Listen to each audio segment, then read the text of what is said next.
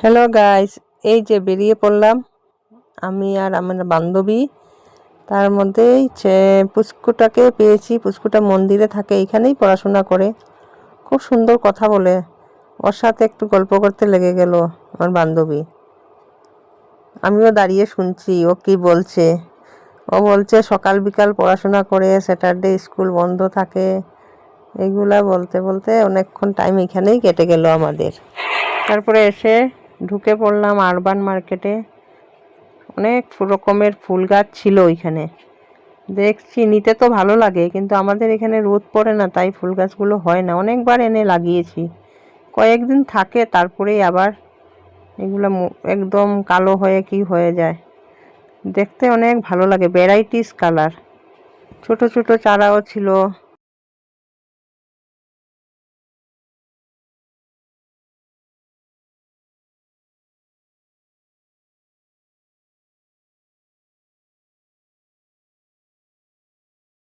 আর অনেকক্ষণ ঘোরাঘুরি করে জিনিস তো কিছুটা কিনেছি। কেনার পর আমার বান্ধবী বলছে চলো চা খেয়ে আসি।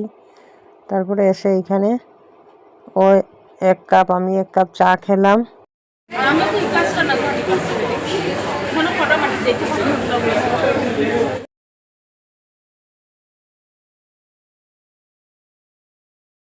তারপর এসে ঢুকলাম এখন বিশাল মার্কেটে। এখান থেকেই মেয়ের প্রজেক্টের জিনিস নিয়ে নেব।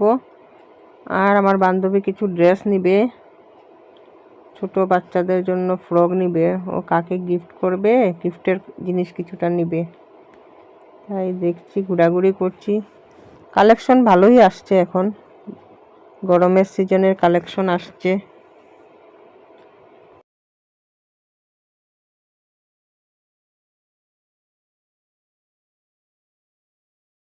বন্ধুরা, জিনিস নিয়ে ঘরে চলে আসলাম। এই যে আমার মেয়ের, এইটা মেইন, এটার জন্যই গেছিলাম।